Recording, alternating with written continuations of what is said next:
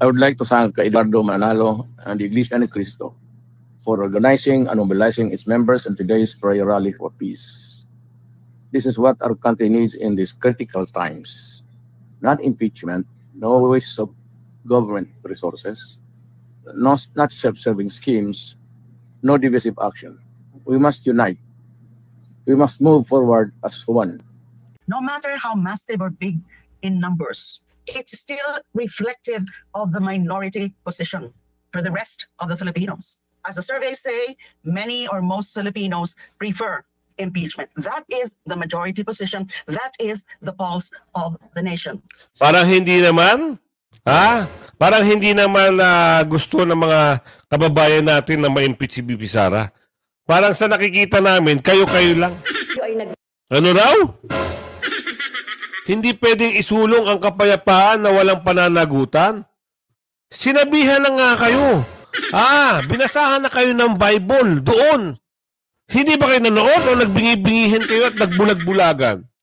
Ang linaw-linaw na mensahe, sa Bible, nung binanggit doon, kung puro kaguluhan, walang kapayapaan. Gusto nyo ba ng kaguluhan? Yan ang tanong ng ating kababayan. Kongresista ang pagtitipon ng Iglesia ni Cristo dahil karapatan daw nilang ihayag ang kanilang saloobin. Nakikisa naman po tayo sa peace rally ng INC na lahat naman po yan ay karapatan ng ating pong mga mamayan na magkaroon po ng maayos na paghahayag ng kanilang damdamin. So mabuhay po ang INC. Nanindigan ang mambabatas na huwag sana nitong matabunan ng impeachment laban kay Vice President Sara Duterte na kanilang isinusulong. O sana lang ay hindi ito yung katulad na sinasabi ko, no, na baka pagtatakip lang ito doon sa impeachment, no, kay Sara Duterte. Sana naman hindi pagtakpan nitong rally na ito yung impeachment na kung saan hinihingi ng bayan ang hustisya at katambal ng hustisya ay yung accountability ng sinumang opisyal, kahit na si Sara Duterte, accountability sa maling paggamit noong pondo ng bayan. Yes. Good afternoon mga kasama. Nandito naman si Kuya Goods nagbabalik. At syempre kung hindi ka pa na-subscribe sa ating channel, pa-subscribe na lang po at hit mo na rin yung bell para updated ka sa ating mga video. Naku naman, nakakapagtampo naman kayo. Sipag-sipag natin mag-upload at sipag-sipag natin na magbigay ng mga update. Nakakapagtampo naman ito si boss, no? Mukhang hindi yata tayo nire-recommenda. Bakit kaya? May problema kaya sa atin si boss? Tatlong araw na tayong hindi nire-recommenda. Bakit kaya? May problem kaya? At yan merong balita rito si Chikadora. Patungkol ito dito sa Sabah, Malaysia. Ano nangyari? Sabah, Malaysia. Ngayon, ikaw ang binalik ka ng taong bayan. Tinumbok pa yung pangalan mo doon. Nakakahiya, ano? Diba? Pero bago natin simulan ng ating reaksyon at talakayan, baligtad na ata. Talakayan at reaksyon, isang like, isang share. Good sa po tayo dyan, At umabot na po tayo ng 183, tama ba? 183,000 subscribers. Maraming salamat po. At nga, tama, mag-184 na tayo. Kaso si boss, ayaw ata tayo recommend. Wala ring notification. Nababalitaan natin, yung ibang kasamahan natin, di raw nagno-notif sa kanila yung upload videos natin. Bakit kaya? Nagre-reklamo sila, Kuya Goods, bakit wala ka bang upload? Ayan, tanong natin kay boss. Baka hindi tayo nire-recommenda. Ito. At ano yung sinasabi ng mga bakulaw dito? Na si BP Sara daw ay nagtatago daw. Sa gagawin daw pananggalang itong peaceful rally. Hoy! Magtigil nga kayo, mga bakulaw. Kayo nagpapagulo sa bayan. Baka magulat kayo isang araw na lang, puno na naman ng ang Quirino Grandstand at madoble pa. Hindi pa kayo nahihiya? Balita natin, nag-resign na raw. Okay ka ba? Binalasa ka ba? Ito ay drama lang. para kunwari may natanggal. Ganun ba kadali yun? Ang gusto natin mabalasa, si Lulong. Oo. Dahil pag nawala na si Lulong dyan, tahimik na. Eto, simulan natin dito. Ano ba yung mayroong balita dyan, Chikadora? At mas maganda, ikaw ay magbalita sa ating kababayan. Pasok mo. Sino ka para questionin ang ginawang rally ng INC? Sino ka nga naman? Hindi lamang batikos, kundi bog-bog sarado sa netizens online. Maging sa ilang miyembro ng Iglesia ni Cristo ang dating senador na si Leila de Lima. Matapos ang kanyang pahayag na tila hindi raw National Rally for Peace ang ginawa ng Iglesia ni Cristo, kundi rally para suportahan si VP Sara at kontrahin ang impeachment laban dito. Umani ng samot-saring reaksyon ang naging pahayag ng former DOJ Secretary nang sabihin pa nitong pro-Duterte protest ang nangyaring rally sa Quirino Grandstand at sa iba pang bahagi ng bansa kung saan nagtipon-tipon hindi lamang ang Iglesia ni Cristo kundi maging ang ilang pang mga kasapi ng indigenous people at religious sects sa bansa. Mauna ng pinahayag ng Iglesia ni Cristo at ng pamunuang pangkalahatan sa panguna ni Ka Eduardo Manalo na hindi para sa politiko at sa kung sino man ang ginawang rally ng INC, kundi panawagan para sa kapayapaan, hustisya at tunay na kaunlaran para sa bawat mamamayan. Nanindigan rin Interrupt natin si Chikadora. Etong si Saba Malaysia, hindi ka ba nakakaintindi? Ayaw nga ng milyong-milyong tao ng isang magulong bansa. Bakit kayo pinapagulo nyo, sabi ni Aling Margaret? Bakit kayo sulong na impeachment? Tinututulan na nga. Di ba? Nakakarindi na kasi. Tapos may mga banat pa kayo. Binanatan nyo pa di umano itong peaceful rally. Wow! Kayo na bida. Galit na nga sa inyo sa bayan ng Pilipino eh. Tapos may pahapyaw ka pa, di nakarinig ka ngayon ng hindi. Maganda pa sa pandinig mo? Yung mensahe doon? Ikaw, Saba Malaysia. Kilala nyo ba yan? I-type nyo sino si Saba Malaysia. Tuloy. Iglesia ni Cristo na kaya lamang nila sinuportahan ang nasabing pagkontra sa impeachment case laban kay VP Sara dahil naniniwala silang hindi ito ang sagot sa napakaraming problema ng bansa. Korupsyon ang tunay na problema ng Pilipinas. Maging ang mga nakaupong politiko na wala raw awat pinagnanakawan ang pondo ng tao. Dahil dito, isang netizen online ang binagbakan ng former senator na si Leila de Lima at tinawag pang ex-convict matapos ang tila panguhusga nito sa mga miyembro at nakisali sa National Rally for Peace na inorganisa ng Iglesia ni Cristo kung saan tahasang tinawag ng dating senador na ito raw ay pro-Duterte at anti-impeachment laban kay VP Sara. Ayon mismo sa kanyang comment post, grabe ang tigas ng mukha ni De Lima for tagging the National Rally for Peace ng INC as a panakibutas daw sa pananagutan ni VP Sara sa batas. Well, this lady ex-senator is clueless and ignorant sa kung ano ang mensahe ng INC, why they organized the peaceful rally. Nakaka-proud nga to be honest that this powerful religious sect cannot be bought by tons of money. They are real for the people, not for the politicians who act like a god and praising themselves na parang sila ang may-ari ng Pilipinas. To the ex-convict and former Senator De Lima, please be informed na para sa kapayapaan ng rally, hindi para sa mga politician. Maliwanag ang mensahe ng kapatid sa iglesia. Wala silang kinakampihan. Sila ay para sa mabuti at tamang hangarin para sa bayan. Hindi na kasalanan ni VP Sara kung siya ang pinaniniwalaan ng maraming tao at maging ang iglesia ay tutol sa pagpapatalsik sa kanya sa pwesto. You and your minions can continue to imagine na mai-impeach nyo si VP Sara. But facts remain that the majority of Filipino people loved her, including... Tama naman. Bakit? Bakit susuportahan yung panawagan na hindi ma-impeach si VP Sara? Kasi hindi ho siya nakikitaan ng mga panggugulang sa gobyerno. Tama lahat ng binanggit ni Senador Marcoleta doon sa speech niya sa milyong-milyong katao na nasa Quirino Grandstand. Bakit hindi niyo matanggap? At meron pa kayong balita dito. Ito, papakita ko sa inyo. Papakita ko sa inyo. Bakit may balita pa kayo dito? Ano sabi dito? Ito yung nakakatuwa. Nakakatuwa sila. Hindi ko alam kung kayo ay matutuwa. Ang iba nating kababayan, galit. Sila naman tuwan-tuwa. Anak kayo ng bugi. O, tuloy na to. Hindi dapat gamiting panangga ni VP Sara Duterte ang peace rally para takasan ang pananagutan sa umano'y anomalya sa confidential funds ayon kay Makabayan Bloc Representative Franz Castro. Giit naman ni Senator Leila de Lima o dating Senator Leila de Lima, mas marami pa rin Pinoy ang sumusuporta sa reklamong impeachment laban sa vice. Wow! Para sa balitang A to Z, nagbabalik si Ace Cruz. Sa kabila ng pagdagsa ng mga tao sa Quirino Grandstand para sa National Rally for Peace, tingin ni former Senator Leila de Lima mas marami pa ring Pilipinong pabor sa impeachment complaint laban kay Vice President Sara Duterte. No matter how massive or big in numbers, it's still reflective of the minority position for the rest of the Filipinos.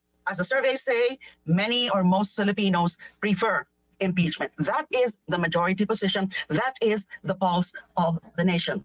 Parang hindi naman, Parang hindi naman gusto ng mga kababayan natin na ma-impeach si VP Sara. Parang sa nakikita namin, kayo-kayo lang. Yung mga grupo nyo, di umano, ay atat na ma-impeach si VP Sara. Bakit? Kasi hadlang si VP Sara sa inyo. Yung isa nga, nag-resign na eh. Bakit daw? Hindi natin alam kung bakit nag-resign yun. Baka may malawak na dahilan o isang propaganda at isang storya o ika nga yung playbook. Nakasulat sa playbook o ganito muna gagawin natin pansamantala, kunwari, mag-resign ka. Sabihin mo, sa health condition, ika nga. Di umano. Wow! Tuloy pa ba natin to?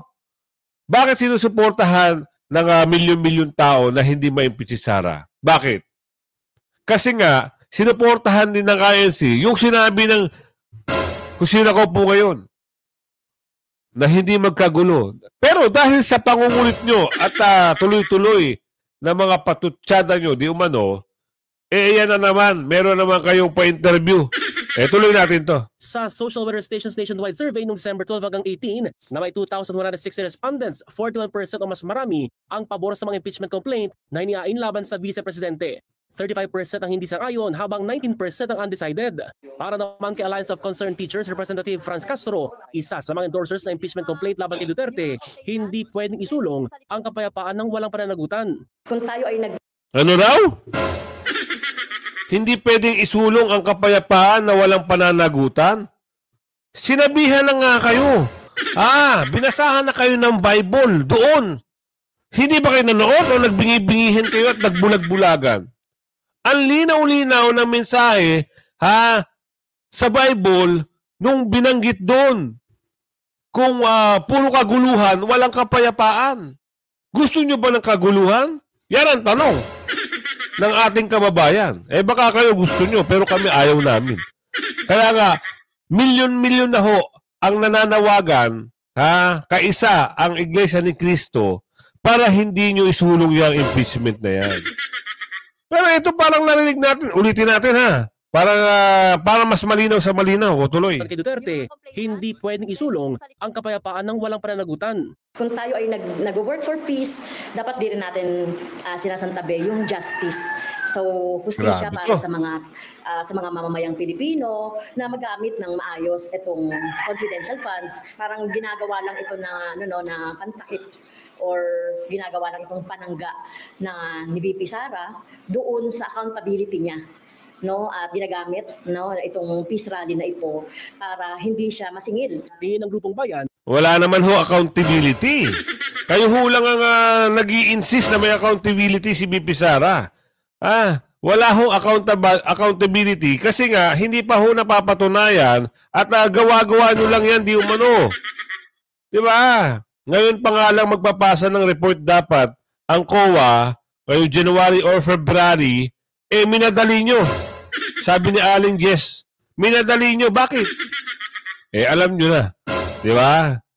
Yan ang sinasabi natin. Mga kasama, naniniwala ba kayo? Survey lang tayo. Yung mga binabanggit nito, makabuluhan ba? At hindi sila naniniwala sa milyon-milyon nag-peaceful rally. Diba? Basta talaga pinanganak sa... eto nga meron pang patutsada dito Nagtataka ako bakit may mga patutsada. Pero baka mamaya magulat kayo, maulit na naman ito. Ito papakita ko sa inyo, yung aerial view kahapon. Dahil sa kakulitan na itong mga bakulaw na ito, baka maulit. Ito. Ayan.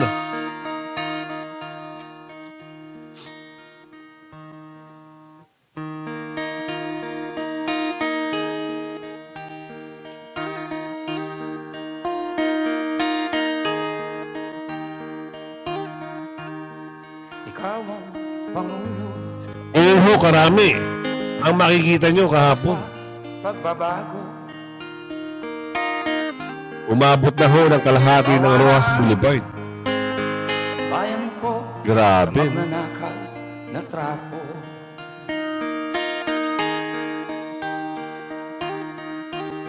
Madilim na kahapon, ikaw ang mag-aahon. Sa piling mo, di ko mawawala ang korupsyon.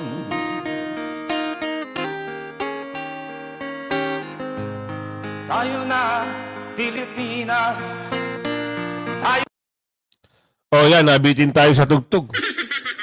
Baka sa kakulitan nyo, maulit na naman yung peaceful rally na yan. Sabi nga dito, 3 impeachment campaign versus BP Duterte na ayos na. House Secgen, Ted Filon and DJ Chacha. Ayun ang title. Kaya panoorin natin ito. Mas maganda, mas maliwanag, ano yung usapin dito. Kasi, bakit hindi pa, hinain na ba o hahain pa lang? Sila na hong dapat magbalita nito. Tayo ay makinig lamang. Pasok. Secgen, can you hear me po? Yes, Brother Ted Filon. Opo. Ikaw ba yan? Yes, sir. Thank you po. Yes, sir. Opo. Salamat. Sige, Secgen, nagsimula na po ang sesyon kahapon. Kumusta po so far po yung 3 inihain na impeachment complaint? Ano na po ang disposisyon ng inyong opisina muna? Yun po, ayos na po yung 3, no? Anytime pwede ko na po i-transmit kay House Speaker. Ang binibigyan ko lang po ng time ngayon ay yung mga nag-request na House members na kailangan pa nila ng kaunting panahon pag-aralan yung mga 3 complaints na pinail earlier. At of course, they are also planning to file another complaint. What?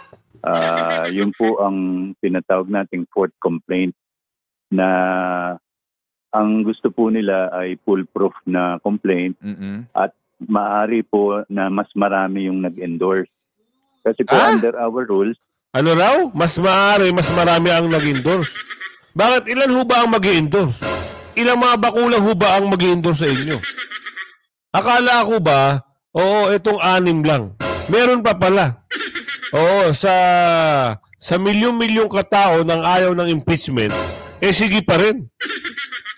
Tutuloy natin kung ano sasabihin pa dito, ha? If 1/3, no, of the House members, that's about 103 members po ng House of Representatives, diretso na po sa Senado yun. Itatransmit na po sa Senado. Pagka nakuha nila ang 103 signatures, no, or endorsers ng kanilang complaint. So, maaring ganun po yung balak ng iba nating House members. Nako po, ibig sabihin, ito 103 ay iniintay pang pumirma. Yun daw ang balak ng mga House member. Tagal naman. Akala ko ba may expiration yan? Pag hindi na-submit o hindi naipasa dito kay Lulong, wala nang saysa yan. Hanggang kailan ho ba yan? Kasi nung nakaraang taon pa yan Di ba? Ngayon, sasabihin, Lunes transmit. Sasabihin na may panibago. Baka meron ho panibago pa pala yan pang-5. At sino-sino kaya yung 103 na member na pipirma dito? Mapapangalanan kaya ito? Tuloy natin. Opo, that's really a new development. Ano po, kasi ngayon nagbigay ho kayo ng detalye na yung third mode ang pwede pong gawin nito pong mga kongresista na kumausap po sa inyo. Ano po, bago po. Opo. Sige, so ito po yung kumbaga mas mabilis na pamamaraan para maipanik sa Senado ang impeachment complaint. Opo, kasi the moment nag-submit po sa akin ng complaint, tapos be-verify po natin individually yung nakapirma, no, or nag-endorse na House members, pwede na po ang magdesisyon ng plenary na idiretso na yun sa Senate po. Wala na pong referral sa Committee on Rules and then Committee on Justice, which will really take time. Opo, para ho mas maintindihan po ng ating mga kababayan, dito po yung third mode na pinag-uusapan natin na SecGen. So sa pangangala po nila ng endorsement, ano po, at makakuha nga po sila ng 1/3, no, o 1/3 sa kabuuang miyembro ng Kamara, ito po ay manifestasyon na hindi na rin po kinakailangan pang idaan sa inyo o sa tanggapan ng Speaker, kung hindi dadalhin na lang po sa plenaryo para sa kanya pong ratifikasyon. Ganun po ba yon? Dadaan po sa aking opisina dahil ibe-verify po namin kung yung talagang nakapirma ay yung tao na yon. Okay, opo. Hindi naman humahirap yun. Magtatawagan lang kami o yung iba pupunta sa aking opisina and then sasabihin sa akin, ako yan nakapirma na yan and I am endorsing that complaint. Opo. That can take a few hours lang po. Opo. Hindi naman pala mahirap. Ayun ang sabi ni Kuya. No? Bakit ang tagal-tagal? Saka, kailan ba ito? Kailan kaya mapipirmahan? Hindi, masasubmit o matatransmit at para madala na sa Senate. Ngayon, ang tanong dito, kung sakali sa kanila ay nag-approve at pumira yung 1/3 o mga mahigit 100 at 3 miyembro nila di umano ay pumirma, mapapangalanan kaya at sino-sino kaya ito? At ang tanong, iboboto pa kaya ito ng mga... Yan ang tanong. Tuloy. And then, kapag po na-verify ninyo ang lahat ng mga lumagda doon po sa naturang impeachment complaint na ito, hindi na po ito ipapanig pa sa Speaker's Office, kung hindi idadaan na po ito sa plenaryo para po sa kaukulang pong approval, kumbaga. Opo. Okay, sige. Kasi po yung normal route po, I will transmit to the speaker's 10 session days to refer it to the Committee on Rules, no? And then Committee on Rules, bigay po yan sa plenary refers it to the Committee on Justice. The Justice Committee has 60 session days to decide, no? Which to recommend to the plenary, no? And then plenary, pwede yung magkaroon pa ng discussion dyan, debate, kung i-refer na yan sa Senate or yun po. So, by the time matapos po yung proseso na yun, baka kapos na po yung oras. Kasi we have only a few remaining sessions dito sa 19th Congress, no? Like ito pong from January 13 to February 7, ang ano po lang, 4 weeks po yan, 3 times 4, 12 session days. Tapos po yung pagbalik nila, June 2 to June 16, 2 linggo lang po yun, bali 6 session days. So, ang remaining na lang po, kung hindi nyo bibilangin yung kahapon, is 17 session days. Opo. So, natitira. So, kumbaga yung wala ng oras of time, no? Ibig sabihin, wala ng oras. Kailangan madaliin. Ang tagal naman, sabi ni Aling Madrid. Ang tagal! Bakit ganun matagal? Ayan na nga daw ang inaantay para makita nyo ulit yung milyon-milyon tao na nagpunta dyan sa peaceful rally. Yan ang mga kasabihan. Diba? Sabi nga ni Aling Lourdes dito Hay, hindi pa ba sila nagtatanda? Nagsalita na nga doon sa event si Senador Marcoleta at yung mga leader doon, hindi pa ba sila natauhan? Kung meron silang common sense, alam nila yung mga pinahayag doon. Sa tama lang, sa tama. Totoo kaya? Totoo ho. Dahil ang gusto ng religious group na yun ay kapayapaan, katahimikan ng bansa. Marami na hong problema ang bansa. Ito pa ang kailangang inuungkat. Mas marami pa pong dapat ayusin. sa bansa kaysa dyan sa mga ganyang bagay. Kung halimbawa, sinulong, di sila talaga may kasalanan, itong mga bakulaw, na maging magulo ang Pilipinas. Malamang, sabi dito ni Aling Jeremy, malamang ganyan, Kuya Gus. Sila ang magpapagulo. Ayan, sabi ni Aling Jeremy. Hay talaga naman. Ay, Diyos mio. Tuloy natin. Dito kay ilang kongresista suportado ang peace rally ng INC. Ewan natin kung totoo, kung suportado nila. Kasi yung isang taga Malaysia, Sabah, Malaysia, gigil na gigil. At itong si Mount Apo, parang nagsalita na lumabas lang sa ilong. Hindi makatotohanan, ika nga. Tuloy natin to. Suportado ng ilang kongresista ang peace rally ng Iglesia ni Cristo, pero patuloy din ang pangangalampag nila para matuloy na ang impeachment ni VP Sara. Narito ang agenda report ni Zandro Ochona. Nire-respeto. Hindi ba kayo natakot yan? Sa dami, sa milyon-milyong katao na yan, itong mga kongresista na bakulaw na ito, wala ho ba kayong pagtanda? Ibig sabihin, baka daw sa 777, doon sila umaasa. Alam niyo ba yung 777? Tuloy. Ito ng mga kongresista ang pagtitipon ng Iglesia ni Cristo dahil karapatan daw nilang ihayag ang kanilang saloobin. Nakikisa naman po tayo sa peace rally ng INC na lahat naman po yan ay karapatan ng ating pong mga mamayan na magkaroon po ng maayos na paghahayag ng kanilang damdamin. So mabuhay po ang INC. Ganito rin ang posisyon ni Deputy Minority Leader at ACT Teachers Party List Representative Franz Castro. Inirespeto ko po yung inyong karapatan sa pamamahayag sa araw na ito. So karapatan naman ng bawat individual yung magpahayag kung ano man yung kanilang mga saloobin, lalong-lalo na sa nangyayari sa ating pamahalaan o kaya yung gusto nilang mangyari sa ating bansa. Pero nanindigan ang mambabatas na huwag sana nitong matabunan ng impeachment laban kay Vice President Sara Duterte na kanilang isinusulong. O sana lang ay hindi ito yung katulad na sinasabi ko na baka pagtatakip lang ito doon sa impeachment kay Sara Duterte. Sana naman hindi pagtakpan nitong rally na ito yung impeachment na kung saan hinihingi ng bayan ang hustisya at katambal ng hustisya ay yung accountability ng sinumang opisyal, kahit na si Sara Duterte, accountability sa maling paggamit noong pondo ng bayan. Kasi noong una kasi parang sinusuportahan nito yung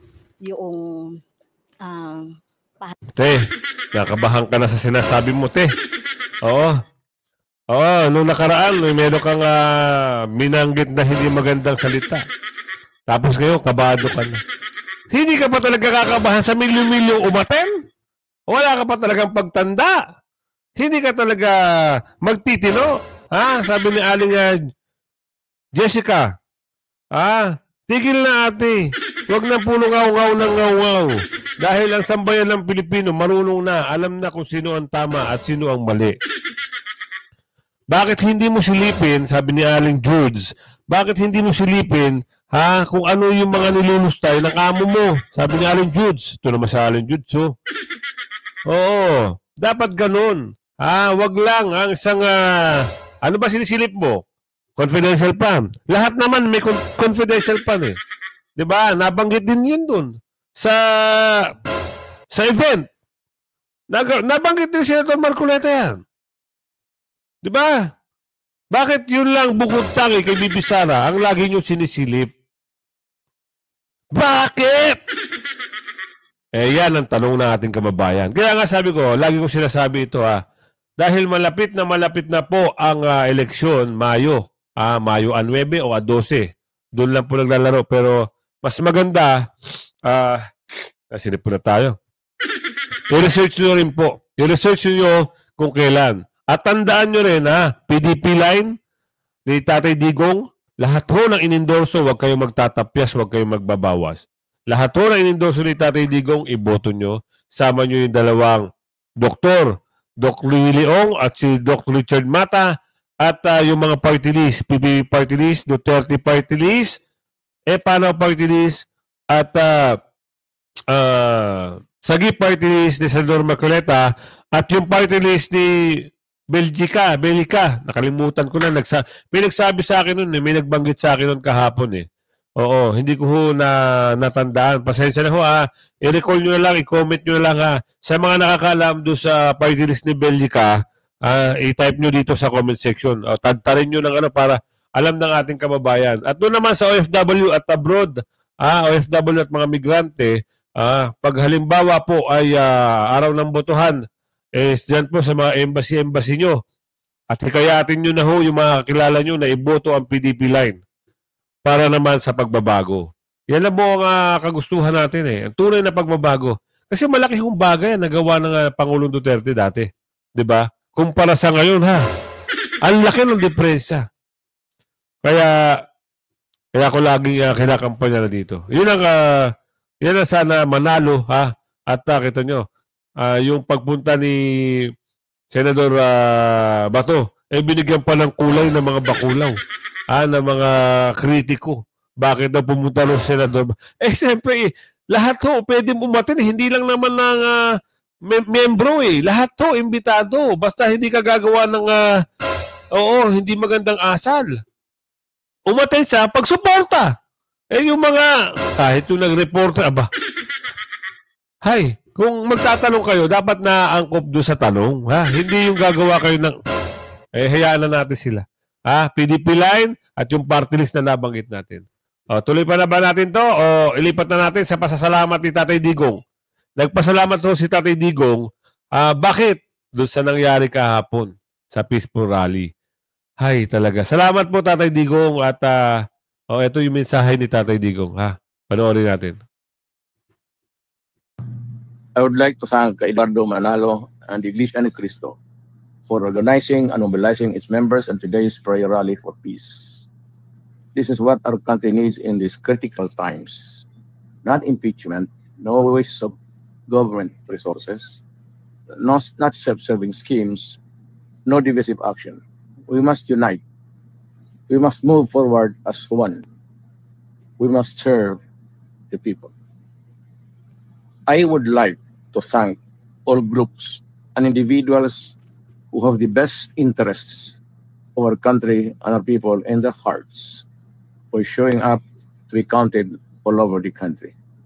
This participation in the prayer rally show that they know and care what is happening in our country today. Amid all this noise, let us be forceful and ensure the meaningful future for our children and our children's children. Let us demand what is due to our people. Ang ganda lang ulitin ko lang yung mensahe ni Tatay Digong. Ang ganda pakinggan Talagang matutuwa ka. Ito. Talagang ibig sabihin, ito ho ay galing sa puso galing sa puso ni Tatay Digong. Ito Tatay, Pangulong Duterte, ito na. Mga kasama, pakinggan nyo si Pangulong Duterte. I would like to thank Eduardo Manalo and the Iglesia ni Cristo for organizing and mobilizing its members in today's prayer rally for peace. This is what our country needs in these critical times. Not impeachment, no waste of government resources, not self-serving schemes, no divisive action. We must unite. We must move forward as one. Yan! Kaya nga sabi ko sa inyo mga kasama huwag kayong magpapahuli sa mga balita. Issue at reaksyon ng bayan salamat po Tatay Digong at dito sa magandang mensahe mo dito sa religious group na INC. At salamat po kay Eduardo Manalo at sa mga INC members. Salamat po sa inyo at nabigyan din ng linaw itong mga alam nyo na. Itong mga gumagawa ng mga hindi maganda, mga bakulaw dyan sa kamera, sana naman isang sampal sa kanilaan at isang tawag dito, hindi natin masasabing banta, hindi naman ganun Isang babala, yan. Kung hindi ka pa nakapag-subscribe, mag-subscribe na. Huwag kang pahuli sa balita, issue at reaksyon ng bayan. Hanggang sa muli, bye-bye!